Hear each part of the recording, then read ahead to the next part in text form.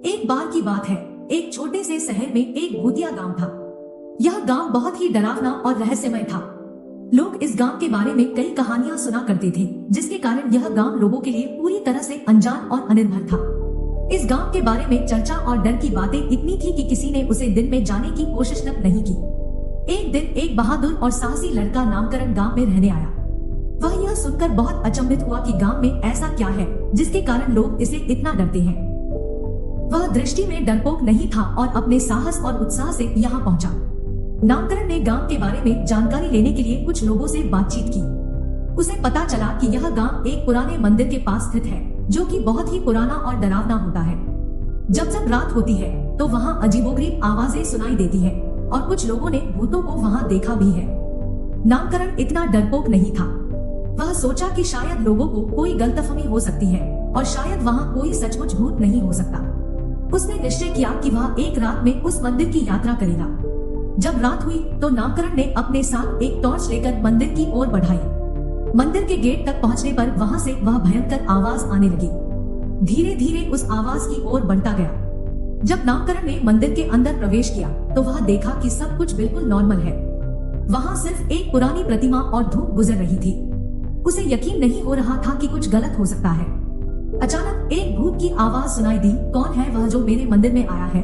नामकरण बहुत डर गया, लेकिन उसने अपने आप को संभाला और उस आवाज के पीछे चला गया।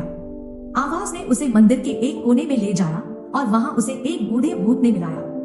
बूढ़ा भूत ने कहा, मुझे खुशी हो रही है कि तुम मेरे मंदिर में आए हो। मैं यहाँ अकेला हूँ और बहुत दिनों से किसी से मिले बिना था। क्या तुम मेरे साथ थोड़ी देर बातचीत करोगे? नामकरण बहुत चौंक गया, क्योंकि वह भूत से कुछ भी आश्चर्यजनक नहीं दिखा। वह एक आदमी जैसा दिख रहा था और उसकी आवाज भी बहुत प्यारी थी। वह बूढ़े भूत के पास गया और उसके साथ बातचीत करने लगा। बूढ़ा भूत ने अपनी कहानी सुनाई कि उसका अस्तित्व पुराने गांव से जुड़ा हुआ है और वह यहाँ सिर्फ अकेला रहता है। वह रोज अपनी यात्राएं करता है, लेकिन कभी कभी लोगों की वजह से उसे नींद नहीं आती है और वह उन्हें डरा देता है। नामकरण ने बूढ़े भूत को समझाया कि उसकी वजह से लोग गांव से डरते हैं और उसे यह समझ आया कि उसका कार्यक्रम लोगों को बोर नहीं करना चाहिए। नामकरण और बूढ़े भूत की बातचीत से दोनों ने एक मित्रतापूर्ण संबंध बनाया। बूढ़ा भूत ने उसे गांव के रहस्यों के बारे में और गांव के लोगों के बारे में बताया। उसने उन्हें बताया कि असल में गांव में कोई भूत नहीं है, बल्कि वहां केवल एक भूतिया माहौल बना रहा है, जिसके कारण लोग डरते हैं। नामकरण ने लोगों के डर को दूर करने का निश्चय किया। उसने एक ग्रुप बनाया और लोगों को गांव के बारे में सही जानकारी दी।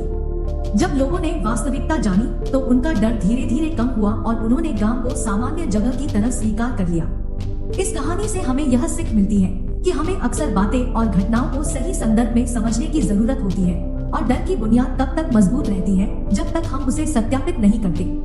नामकरण ने अपने साहस और समझदारी से लोगों को सही जानकारी दी और उनका डर दूर हो गया। इस तरह से वह गांव फिर से सामान्य बन गया और लोगों को उसका आनंद लेने का मौका मिला।